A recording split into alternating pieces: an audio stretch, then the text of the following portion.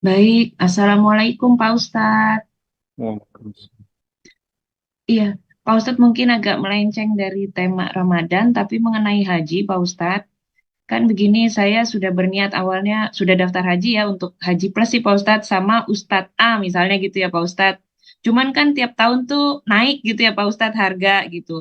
Walaupun sudah, Alhamdulillah ada sih tambahan, maksudnya ada apa namanya, dibantu gitu ya Pak, orang tua masih bantu.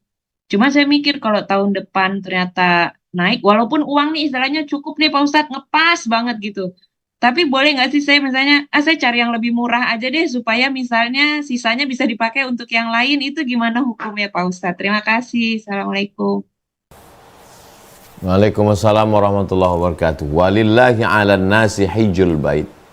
Allah mewajibkan melaksanakan haji ke Baitullah. Bagi siapa? Man istata'a ilaihi sabila, bagi yang mampu. Dalam hadis bagaimana bunyi hadisnya?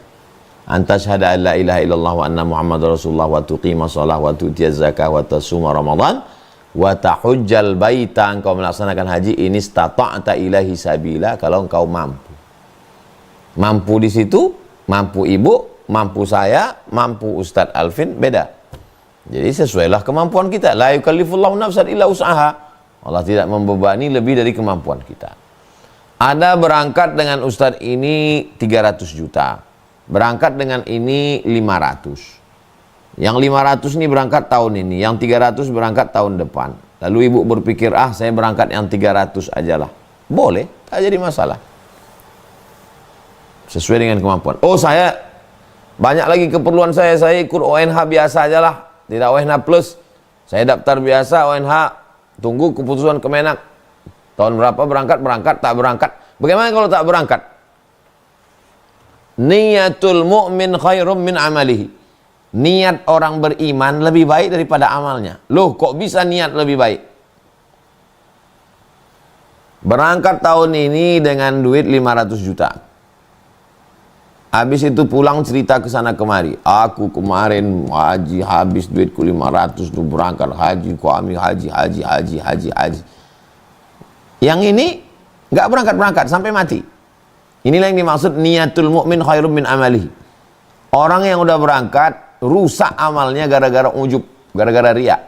Yang nggak berangkat malah dapat haji karena riya dan ujub tidak bisa merusak niat. Niat tidak bisa dirusak, amal bisa dirusak. Tapi jangan gara-gara ini lalu semuanya nggak berangkat padahal mampu. Maksud saya ini tidak memaksakan diri. Kalau mampu berangkatlah. Tapi jangan dirusak dengan ujub dan riya. Yang kurang mampu, banyak prioritas lain. Store saja, panjang umur berangkat. Tidak berangkat, berangkat umroh. Tidak berangkat, jangan membatasi pintu surga dengan satu pintu saja. Kalau tidak berangkat haji seolah-olah hancurlah dunia ini. Banyak pintu surga.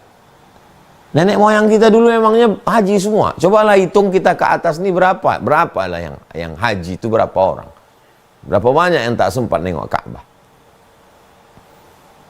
Jadi balik kepada ilmu, semuanya ilmu. Kalau kita paham, insya Allah ada pintu surga melalui babus sholah, banyak sholat sunat. Ada pintu surga melalui babus sodakoh, banyak sodakoh.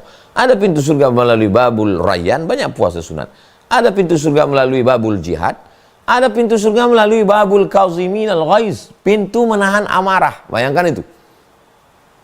Dia nahan marah aja, masuk surga juga dari pintu babul kauzimin al-ghaiz.